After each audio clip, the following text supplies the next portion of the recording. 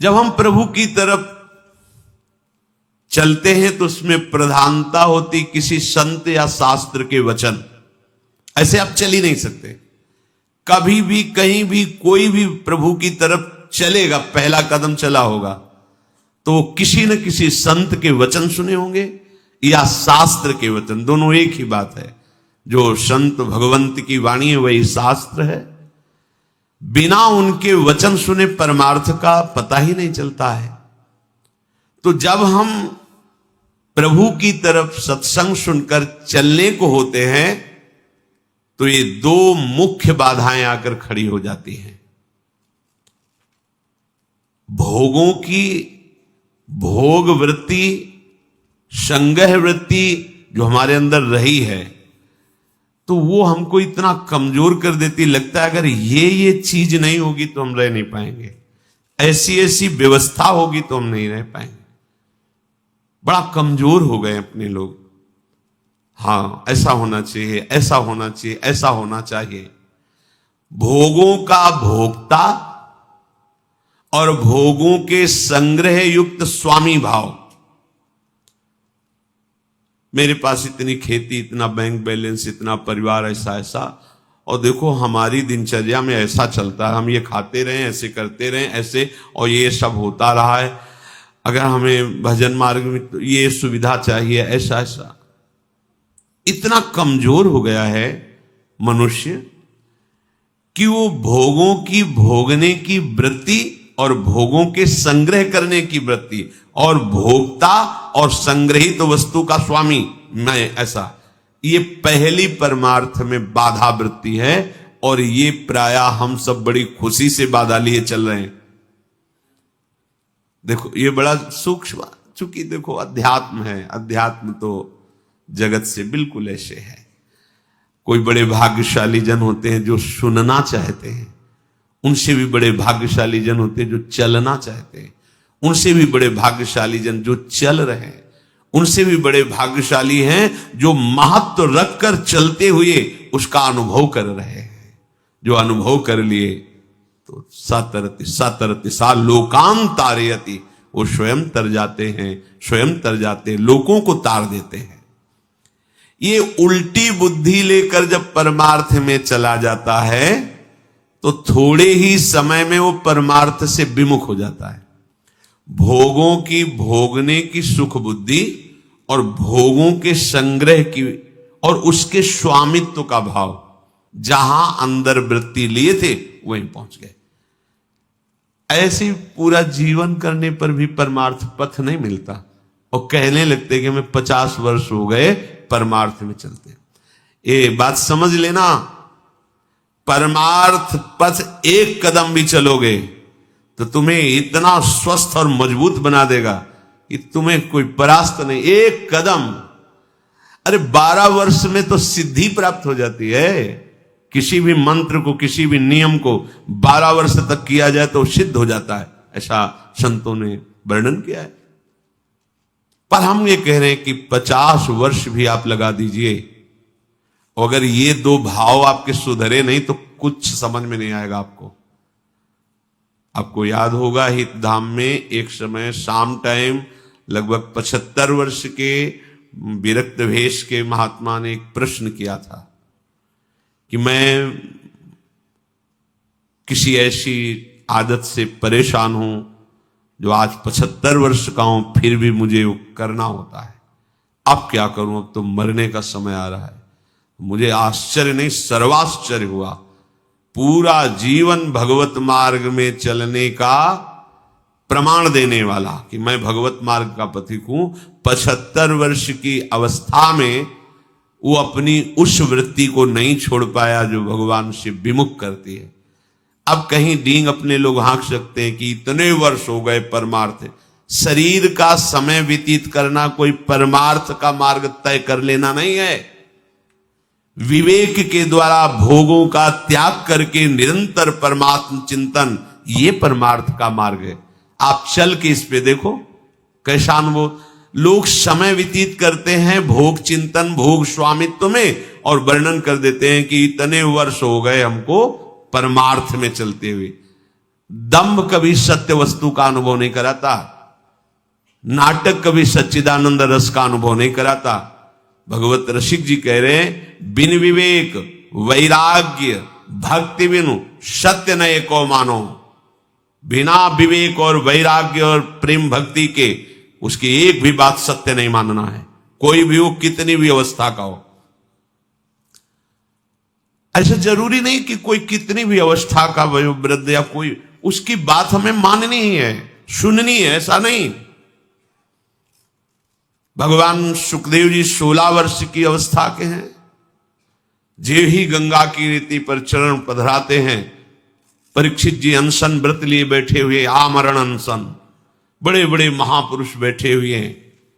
श्री सुखदेव जी के पिता पितामह आदि सब बैठे हुए हैं। जे ही देखा दिगंबर वेश, शरीर की शुद्धि नहीं, श्री कृष्ण प्रेम में मतवाले सब खड़े हो गए थे। सब 16 वर्ष की अवस्था के सुखदेव जी और 10-10 हजार वर्ष जिनकी केवल तपस्या साधनाएं, वो सब महापुरुष खड़े हो गए। क्यों? क्योंकि जन्म से ही भगवत अनुराग में दृढ़ महापुरुष, जन्म से ही माया रहित पुरुष, अंदर से ही वैराग्य युक्त। तो वैराग्य ज्ञान और भक्ति का आदर होता है, अवस्था का आदर नहीं होता। आप कितनी अवस्था के, इसका महत्व नहीं होता। ओ चांगदेव नहीं, 1400 वर्ष की अवस्था। ज्ञानदेव जी की शरण में वो शिष्य बने। ज्ञानदेव जी नवीन अवस्था के। जब तक आपके अंदर भोग में सुख बुद्धि, भोगों का संग्रह और उसके स्वामित्व का भाव, स्वामित्व का भाव बड़ा सूक्ष्म विषय है, चाहे गृहस्थ हो चाहे विरक्त हो। स्वामित्व का, अगर एक कमंडल में भी तुम्हारा स्वामित्व का भाव है, तो जैसे एक गृहस्थी के 100 बीघा में स्वामित्व का भाव हो, वैसे तुम्हारे कमंडल में भाव है। ये मेरा कमंडल नहीं, प्रयोग के लिए प्रभु ने दिया, इस शरीर के प्रयोग के लिए, दिनचर्या में काम आएगा। बस मेरा शब्द केवल प्रभु के लिए है। मेरे प्रभु, मेरे तो गिरधर गोपाल, दूसरों न कोई वस्तु, ना कोई व्यक्ति, ना कोई भोग सामग्री, ना कोई पद प्रतिष्ठा, ना लोक लोकांतर, मेरे तो गिरधर गोपाल। अध्यात्म है, भगवत मार्ग है, जिससे समस्त प्रपंच का नाश होकर भगवत साक्षात्कार होता है। कहीं स्वामित्व नहीं होना चाहिए, ना इस शरीर में, न शरीर संबंधी भोग सामग्री में, न संपत्ति में। और हमने संतों के मुख से सुना है, महाजी ये राम जी का बगीचा है, राम जी का बगीचा है। हाँ, ये सब राम जी का है, वो सब श्री जी का है, सब श्री जी का है। वाणी से ही नहीं, हृदय से दासत्व होना चाहिए, स्वामित्व केवल प्रभु के चरण, अपनापन केवल प्रभु। बस बहुत मुश्किल बात है, ये समझ गए तो बेड़ा पार हो गया। हम बार बार आपको कहते हैं कि साधना से भगवान को खरीदा नहीं जा सकता। अपनेपन से रीझते, इनके स्वभाव को जान लीजिए। बस उमाराम स्वभाव जी जाना ताई भजन तज भावला, बस इनसे थोड़ा सा अपनापन हो जाए, मतलब इनकी बात होने पर, इनकी याद आने पर ऐसा लगे जैसे कोई मेरा प्यार, प्राण प्यारा मित्र बहुत दिन से मिला न हो और उसकी याद आ रही हो, या जो भी भाव आप रखते हैं, वो ऐसा एक बार, जो मानो अपनी माँ है, बहुत वर्षों से नहीं मिले, उसकी याद आ रही, अब हृदय विकल हो रहा है। ऐसा कुछ जैसे अपना लाडला पुत्र है, अमेरिका में पढ़ रहा है, एक ही पुत्र है, बहुत दिन से बात नहीं, उस माँ का हृदय कैसा होता है? क्या करूं, कैसे उड़, पंख होते तो उड़कर जाती, उनसे मिल ले। जैसे पतिव्रता पत्नी अपने पति के किसी भी भाव से हमारा प्रभु के प्रति थोड़ा तो ऐसा हो जाए कि उनके लिए हमारे हृदय में कुछ होने लगे। पर विषयों के लिए होता है, प्रभु के लिए नहीं होता। ये क्यों नहीं होता? कह रहे हैं 2 बाधाएं मुख्य हैं, अपने को भोगों का भोक्ता मानना और भोग सामग्री का स्वामी मानना, मालिक मानना। जिसके अंदर ये 2 बुद्धि, उसकी बुद्धि उल्टी ही चलेगी, कभी प्रभु के सन्मुख नहीं चलेगी। ध्यान रखना, किसी ने किसी संत से कहा कि आपके यहां हम गए तो ऐसा भक्ति का रंग चढ़ा कि हफ्ता 10 दिन तो, फिर इसके बाद पता नहीं गया स्थाई क्यों नहीं चढ़ा, स्थाई होना चाहिए। तो देखो हम आपको बताएं, संतों के यहां चिंगारी दी जाती है और उसको सुरक्षित रख के ज्वाला बनाना तुम्हारा कर्तव्य है। अगर आपने चिंगारी पे एक चुल्लू जल डाल दिया फिर बोलो ये ज्वाला क्यों नहीं हुई, नहीं। जहां तुम्हारे अंदर चिंगारी भी नहीं थी, वासना का साम्राज्य था, वहां जाते ही भक्ति की चिंगारी लग गई। अब तुम्हारा कर्तव्य है कि उस चिंगारी को ज्वाला रूप बनाना, नाम का जप, नाम का कीर्तन, लीला का गायन, प्रभु के भक्तों के चरित्रों का गायन, सुख देने की भावना से जीव जंतु पशु पक्षी सबकी सेवा की भाव। अभी देखो भक्ति रंग ले आएगी। अब यहां से गए और विषय चिंतन में, विषयों के खेल में तो शांत तो हो ही जाएगी। तो आपका लगता है स्थायी चमत्कार, हम गए और बस हमारा आज से पापाचरण में मन ही नहीं लगा और हम बस खूब भजन करके दिव्यता को प्राप्त हो गए, ऐसा कहीं नहीं। आप भजन कर रहे हो, संतों का संग मिलेगा, उसमें और रंग बढ़ेगा। आप भजन नहीं कर रहे हो, संतों का संग मिलेगा, भजन की तरफ झुकाव होगा। अब संभालना आपको है कि वो जो चिंगारी, वो जो झुकाव है, वो वेग से उधर दौड़ पड़े, कहीं कुसंग ना हो जाए, कहीं कोई गलत आचरण ना हो जाए, गलत चिंतन न बन जाए।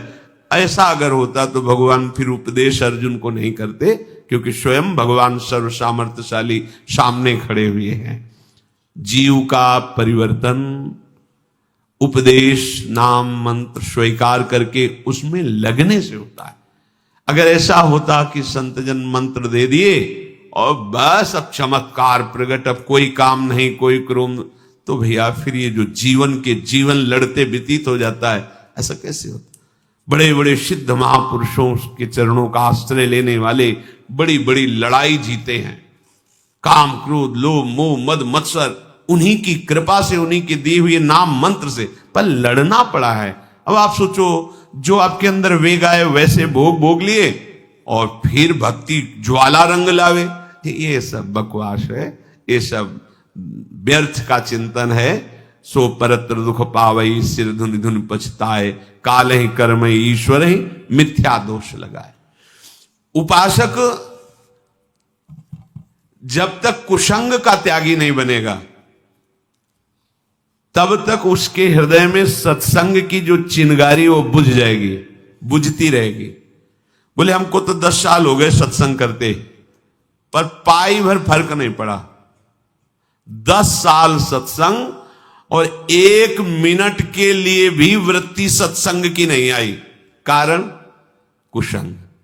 एक दिनचर्या बना ली, सत्संग सुने और वो भी दिनचर्या बना ली पापाचरण की, खान पान गलत, चिंतन गलत, व्यवहार गलत, आचरण गलत, नहीं आएगा रंग भाई।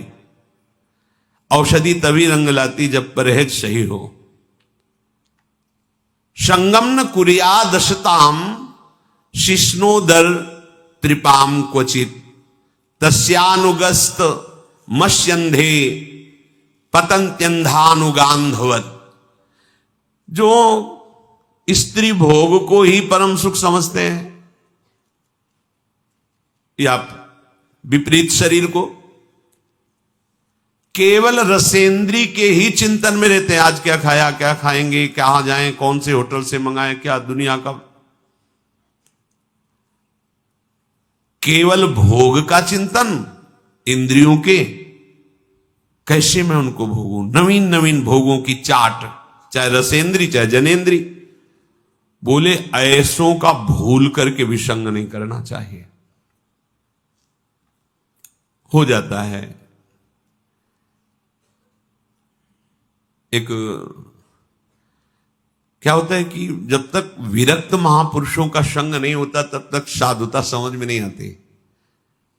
जो जैसे बड़े बड़े महापुरुष गंगा के, अरे निर्मल एकदम निर्विकार, देखते ही हृदय में जलन पैदा हो जाएगी, धिक्कार हमारे वैराग्य को इनके आगे। एक संत भगवान को, अब कोई नाम और बदल गया उस स्थान का, उस समय नाम था घटिया घाट। तो रात्रि के माह पूष की सर्दी, जैसे गर्मियों में झीनी मार्किन, वही केवल ऐसे रोम रोम भाले की तरह सर्दी से खा, वयोवृद्ध शरीर। तो एक झोपड़ी में 5-6 संत भगवान ऐसे वो बैठे, बस नाम मंत्र चला, पूरा शरीर कांप रहा है, हृदय में बहुत जलन हुई। तुम्हारा तो जवान शरीर है, तुम सोचते हो हम बैरागी हैं, मार्किन पहने, ये देखो इसे वैराग्य कहते हैं। एक पतली सी लंगोटी, पतली सी ऐसे। महाराज नजदीक गए, महाराज जी आपका वृद्ध शरीर है ये तो।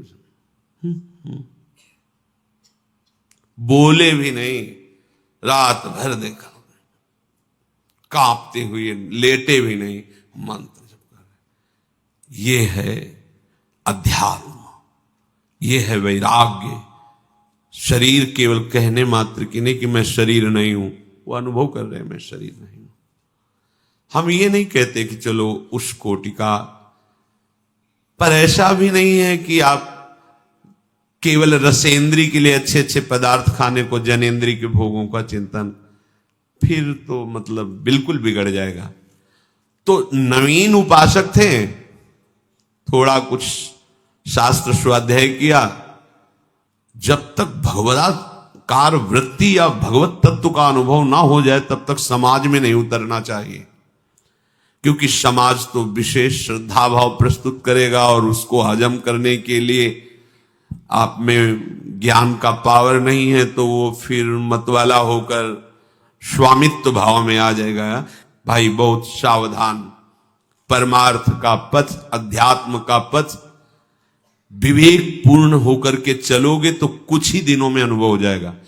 ये तो बिल्कुल भावनाएं त्याग दो कि 20 वर्ष करेंगे तब अनुभव होगा, 50 वर्ष करेंगे तब अनुभव, ऐसी बात नहीं।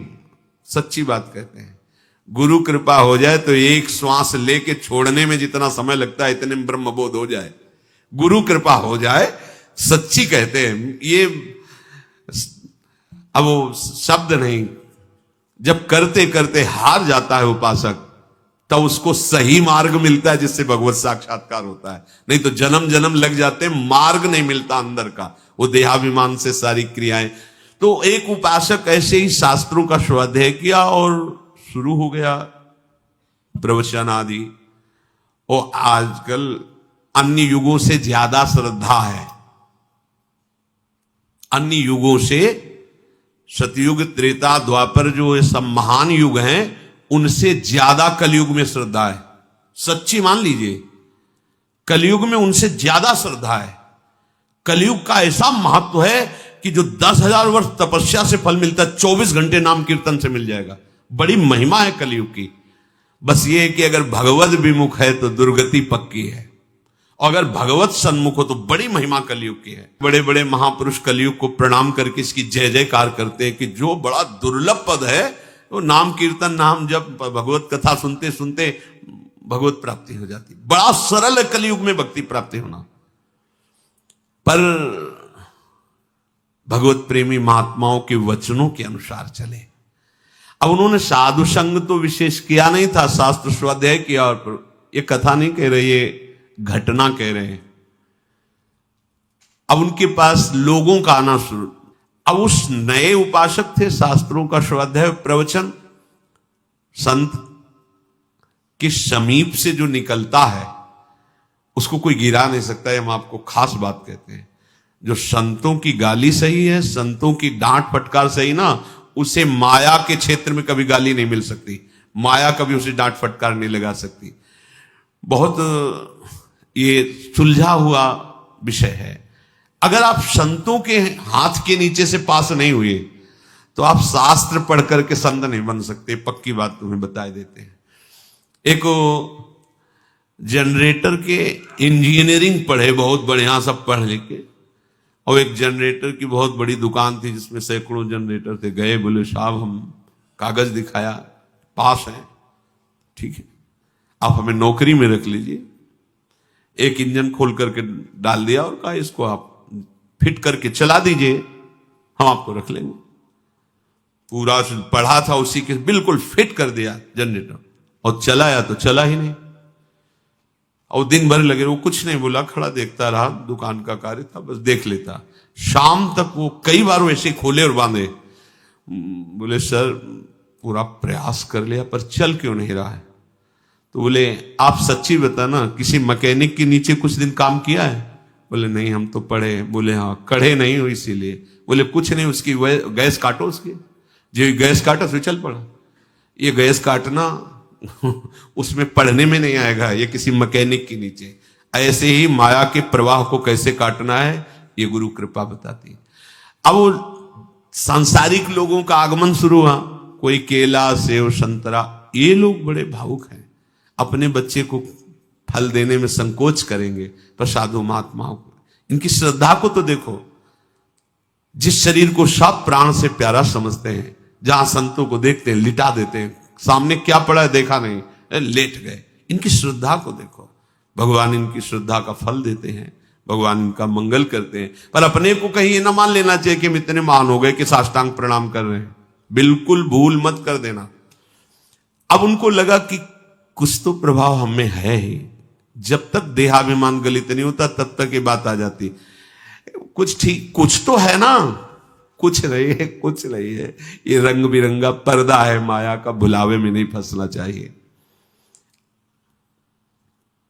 अब जो ज्यादा नजदीक होने लगता है, उनसे परिचय होने लगता है कि अमुक जी हैं, और हर शनिवार रविवार को ढेर सारे अंगूर फल ये मेवा लेकर आते। वैसे एक दिन आए रविवार को, बोले महाराज आज तो रुक नहीं पाएंगे। वो क्यों? बोले वो आज हमारी कुछ मित्रों की पार्टी है क्लब में। वो क्लब क्या होता है? अरे वो चले गए। अगले रविवार को शनिवार को जब आए तो उन्होंने कहा कि नहीं होता क्या है क्लब? अब बोले महाराज हम उसकी व्याख्या थोड़ी करके आपको बताएंगे, अगर आपका मन हो तो गाड़ी में बैठो, घुमा लाए आपको, क्या है। तो उन मतलब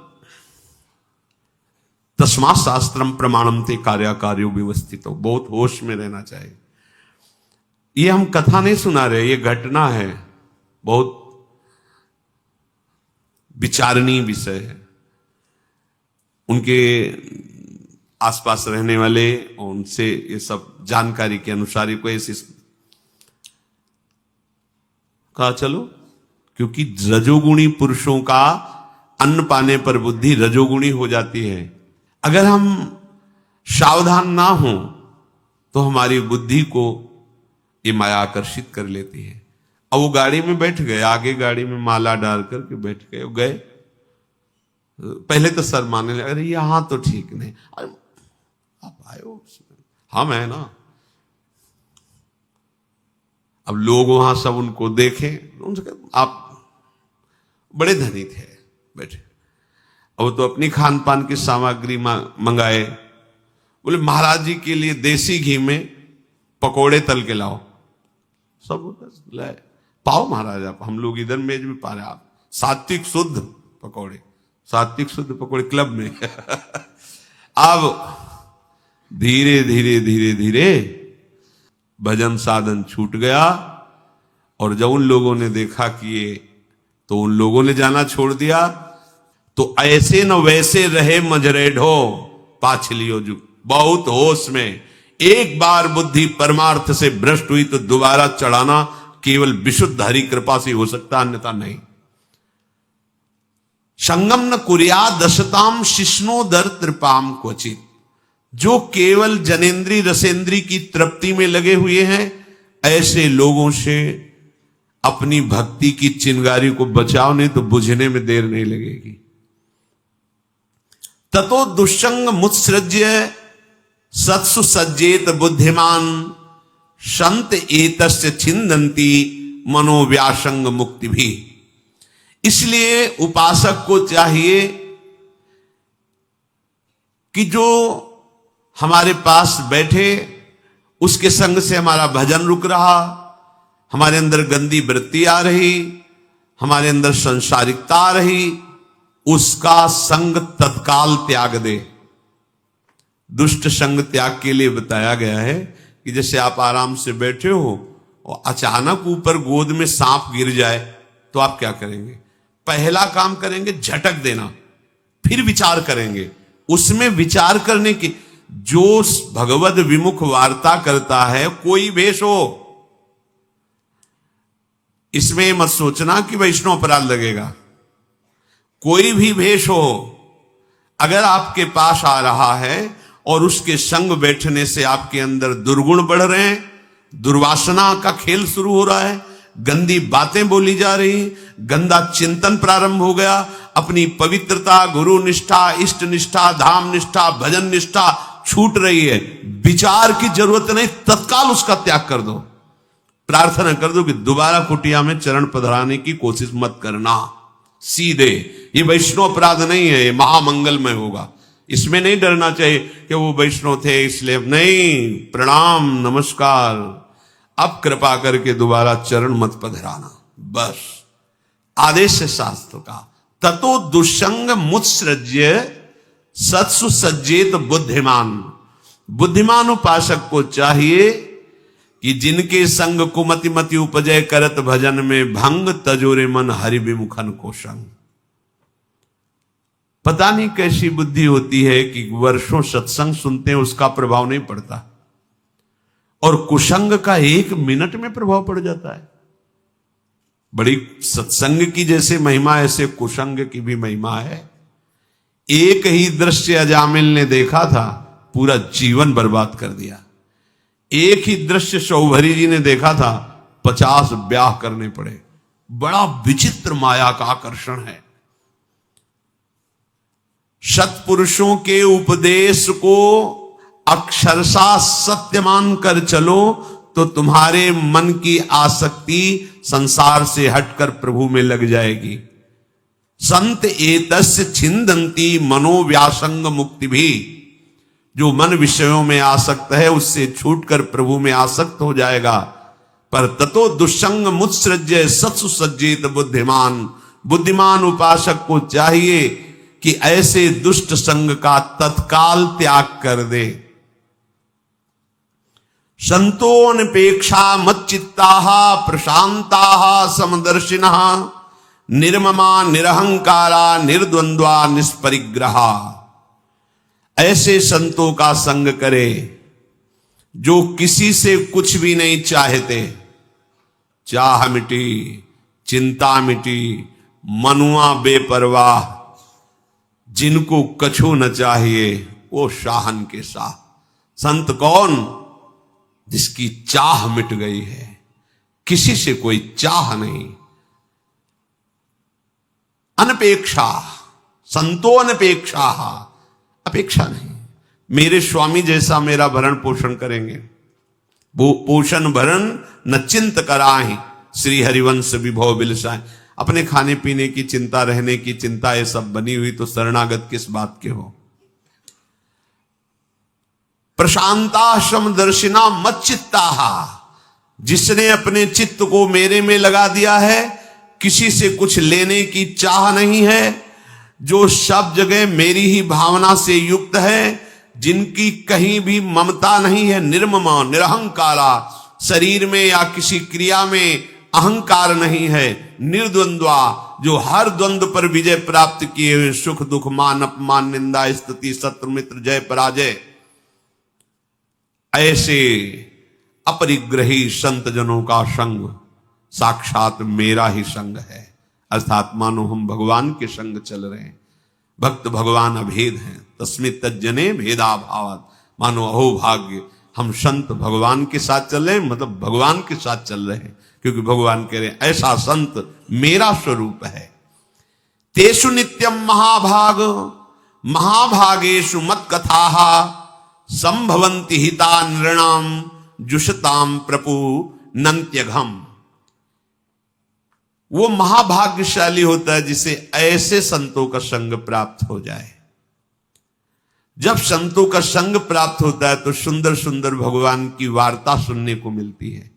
शास्त्र सिद्धांत अनुभवगम्य वचन, संतों की बातें, उनके जब शब्द कान में जाते हैं तो हृदय के पापों का नाश करके भगवत प्रेम प्रकाशित करते हैं। आहा, प्रपुण्यघम, अघम माने जितने पाप हैं उनका नाश। ये जो आप शब्द सुन रहे हो, ये अंदर जाकर आपके हृदय को धुल रहे हैं, पवित्र कर रहे हैं। ताये शृण्वन्ति गायन्ति हनुमोदन्ति चाद्रता मत्परा श्रद्धानश्च भक्तिम बिन्दन्ति ते मयि। जो मेरे संतों के पास बैठकर मेरी बात सुनते, मेरी कथा सुनते हैं, मेरी नाम महिमा गुण महिमा गाते सुनते हैं, उनके हृदय में मेरी प्रेम भक्ति जागृत हो जाती है। भक्तिम लब्धवतः साधो किमन्यद वशिष्यते मयि अनंत गुणे ब्रह्मण्या आनंदानुभवात्मनि। जिस समय मेरी भक्ति उसके हृदय में जागृत होती है तो मेरे अनंत गुण उसमें आ जाते हैं, भागवतिक गुण। वो आनंद में निरंतर डूबा रहता है, उसे ब्रह्म स्वरूप का अनुभव हो जाता है। अब बोलो, इसको क्या मिलना बाकी रह गया। यथोपश्रयमाणस्य भगवंतम विभावशुम शीतम भयम तमोप्येति साधून संसेवतस्तथा। जैसे विभावशु भगवान अग्निदेव का आश्रय लेने से शीत भय अंधकार नष्ट हो जाता है, ऐसे संतों का सानिध्य करने वालों के पाप नष्ट हो जाते हैं। दुख देने वाले जो भयावह महान कर्म वो नष्ट हो जाते हैं, अज्ञान नष्ट हो जाता है। निमज्जोन्मज्जताम घोरे भवाब्धौ परमायनम संतो ब्रह्मविदा शांता नौर्दृढ़े वाप्सु मज्जताम। जैसे जल में डूबकर मरने वाले के लिए एकमात्र नौका सहारा है, ऐसे ही भव समुद्र से बचाने के लिए एकमात्र ये शांत भगवत प्रेमी महात्मा ही नौका के समान है। इसलिए ऐसे संतों का संग करते हुए कुसंग से बच करके अपने को भगवत मार्ग में बहुत छोटा समझकर चलो। बड़े कृपा पात्र हैं जिनको सदैव बना रहता है कि मैं अपने हृदय की बात को जानता हूं कि मैं क्या हूं। सही पूछो तो किस बात का अभिमान करें, मेरी कुछ यही समझ में नहीं आता। किस बात का अभिमान करें? मेरे प्रभु ना चाहे तो एक श्वास भी नहीं ले सकते हम, फिर ये साधना, ये तपस्या, ये ज्ञान विज्ञान, ये तो सब करार है प्रभु, इसलिए हो रहा है। अपनी सामर्थ्य तो एक श्वास लेने की भी नहीं है। अगर अभी प्रभु रोक दे तो एक श्वास भी नहीं ले सकते। काहे का अभिमान? दैन्य भाव से रहो, सब में प्रभु ऐसी भावना करो।